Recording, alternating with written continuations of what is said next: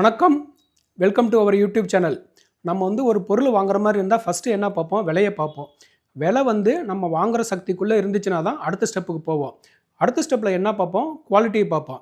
இந்த குவாலிட்டியும் விலையும் ரெண்டும் மேட்ச்னா தான் நம்ம வந்து ஒரு பொருளையே வாங்குவோம். இதே மாதிரி தாங்க நம்ம வந்து இன்வெஸ்ட்மெண்ட்டை வந்து மேனேஜ் பண்ணணும். இன்வெஸ்ட்மெண்ட்டுக்கு வந்து பார்த்திங்கன்னா 2 விஷயம் இருக்குது. ஃபஸ்ட்டு வந்து ரிட்டர்னு, ரெண்டாவது வந்து பார்த்திங்கன்னா ரிஸ்க்கு. இதில் வந்து இந்த ரெண்டுத்தையும் வந்து பார்த்து தான் வந்து நம்ம இன்வெஸ்ட்மெண்ட்டை வந்து மேனேஜ் பண்ணணும். துரதிருஷ்டவசமாக பார்த்திங்கன்னா நிறைய இன்வெஸ்டர்ஸும் சில ப்ரொஃபஷனல்ஸுமே கூட இதை வந்து ரிஸ்க்கை வந்து பற்றி பேச மாட்டேங்கிறாங்க. எப்பயுமே ரிட்டர்ன் பற்றி தான் பேசுகிறாங்க. என்னுடைய பாயிண்ட் ஆஃப் வியூவில் என்ன தோணுதுன்னா, ரிட்டர்னை விட வந்து ரிஸ்க்குக்கு தான் வந்து நிறைய முக்கியத்துவம் கொடுக்கணும்னு நான் நினைக்கிறேன். என்ன ரீசன்னா, நீங்கள் ரொம்ப காலத்துக்கு வந்து நீங்கள் அக்யூமுலேட் பண்ண ரிட்டர்ன் வந்து நீங்கள் ரிஸ்க்குக்கு முக்கியத்துவம் கொடுக்கலாம், கொஞ்சம் காலத்துலேயே டக்குன்னு அது காணாமல் போயிடும். உதாரணத்துக்கு பார்த்தீங்கன்னா, ₹100க்குள்ள ஒரு இன்வெஸ்ட்மெண்ட்டு ₹80 வந்துச்சுன்னா, கீழே வந்துச்சுன்னா, நமக்கு அந்த ஃபால் பார்த்தீங்கன்னா வெறும் 20% அப்படிங்கிற மாதிரி தான் இருக்கும். ஆனால் 80லேருந்து திருப்பி 100க்கு போகணும்னா, நீங்கள் 25% மேலே போச்சுன்னா தான் உங்களுக்கு பழைய லெவலுக்கே வர முடியும். அது இல்லாமல் அப் ட்ரெண்டில் போகிறப்போ ரொம்ப ஸ்லோவாக தான் மார்க்கெட் மேலே போகும். டவுன் ட்ரெண்டில் போகிறப்போ ரொம்ப சீக்கிரமாக விழுந்ததுனால உங்களுக்கு அந்த ஏற்கனவே விழுந்த ஃபாலை வந்து ரெக்கவரி பண்ணுறதுக்கே பார்த்தீங்கன்னா உங்களுக்கு வந்து ரொம்ப வந்து டைம் வந்து தேவைப்படும். இதனால தான் வந்து பார்த்தீங்கன்னா 2017 என்னுடைய இன்வெஸ்டர்ஸ்க்கு வந்து நிறைய பேருக்கு மிட் அண்ட் ஸ்மால் கேப்பில் இருந்து நான் போர்ட்ஃபோலியோ ரீபேலன்ஸ் பண்ணி கொடுத்தேன். இப்போவும் பார்த்தீங்கன்னா கடந்த 1 இயராக வந்து மிட் அண்ட் ஸ்மால் கேப்பில் உள்ள போர்ட்ஃபோலியோ வந்து நிறைய இன்வெஸ்டர்ஸ்க்கு வந்து நான் ரீபேலன்ஸ் பண்ணி கொடுத்துருக்கேன். என்னுடைய பர்சனல் போர்ட்ஃபோலியோ வந்து நான் எப்படி ரீபேலன்ஸ் பண்ணியிருக்கேன், அந்த ரிஸ்க் ரிட்டனை வந்து நான் எப்படி மேனேஜ் பண்ணியிருக்கேங்கிறது சொல்லி ரொம்ப டீட்டெயில்டாக இந்த வீடியோவில் பார்க்கலாம் வாங்க. நான் போட்டுருக்கிற வீடியோக்கெல்லாம் உங்களுக்கு பிடிச்சிருந்துச்சுன்னா லைக் பண்ணுங்கள், ஷேர் பண்ணுங்கள், சப்ஸ்கிரைப் பண்ணுங்கள். ஓகே, இப்போ வந்து நம்ம வீடியோக்குள்ளே போகலாம். இது வந்து பார்த்திங்கன்னா BSE small cap index last 1.5 இயருக்குள்ள சார்ட் வந்து நான் இதில் கொடுத்துருக்கேன். இது வந்து பார்த்திங்கன்னா 11 டிசம்பர் 2024 ஆல் டைம் ஹையை ரீச் ஆயிருக்கு 57,703. அப்போ இருந்து போன வாரம் ஃப்ரைடேக்கு வந்து பார்த்திங்கன்னா 12,292 பாயிண்ட் வந்து கீழே விழுந்திருக்கு. இது விழுறதுக்கு எவ்வளோ நாள் ஆச்சுன்னா வெறும் 65 நாள் தான் ஆச்சு. இதே 12,000 பாயிண்ட் அது மேலே போகிறதுக்கு எவ்வளோ நாள் எடுத்துக்கிச்சுன்னா 252 நாள் எடுத்துக்கிச்சு. இதிலிருந்து நமக்கு க்ளீனாக தெரியுது மார்க்கெட் மேலே போகிறப்போ ரொம்ப ஸ்லோவாக தான் போகுது. பட் கீழே விழுறப்போ பார்த்தீங்கன்னா பாருங்கள் ரொம்ப ஃபாஸ்ட்டாக விழுந்து ஏறக்குறைய 4 மடங்கு வேகத்தில் வந்து கீழே விழுந்துடுது. இதனால தான் வந்து ரிஸ்க் வந்து நம்ம ரொம்ப முக்கியம் அப்படிங்கிறோம். உதாரணத்துக்கு பார்த்தீங்கன்னா ஒரு இன்வெஸ்ட்மெண்ட் ₹100 ₹80 ஆச்சுன்னா நமக்கு வந்து பார்த்திங்கன்னா 20% ஃபால் தான். ஆனால் அதே 80லேருந்து 100க்கு மேலே போகணுன்னா நமக்கு 25% மேலே போச்சுன்னா தான் பழைய லெவலுக்கே வரும். அதுக்கு வந்து நம்ம இந்த சார்ட்டில் பார்த்த மாதிரி 4 மடங்கு அதிகமான டைம் எடுக்கலாம். அதனால தான் வந்து நம்ம ரிஸ்க்குக்கு வந்து ரொம்ப ரொம்ப முக்கியத்துவம் கொடுக்கணும்.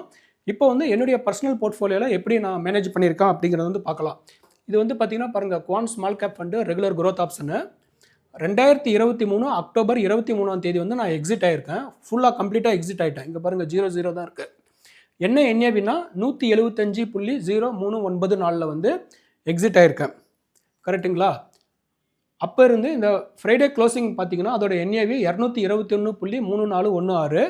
இந்த பீரியடில் வந்து இது எவ்வளோ க்ரோத் ஆயிருக்குன்னா 26.45% வந்து க்ரோத் ஆயிருக்கு. நான் எக்ஸிட் ஆனதுக்கப்புறம் ஸ்மால் கேப் ஃபண்டு மேலே போயிருக்கு.